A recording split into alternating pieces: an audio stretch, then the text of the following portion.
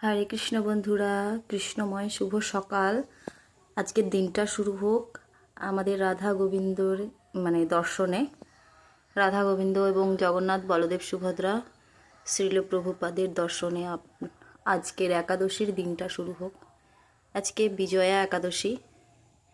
আপনারা কে কে একাদশী করছেন দেখুন বন্ধুরা, ভগবানকে সুন্দর করে দর্শন করে নিন এবং আশীর্বাদ নিয়ে নিন ভগবানের থেকে। হরে কৃষ্ণ। আজকে সকালটা দেখুন কি বিচ্ছিরি, একেবারে বাজে একটা সকাল। সূর্য উঠেছে আপাতত, কিন্তু এত কুয়াশা পড়ছিল, আমারও গলাটা খুসখুস করছে।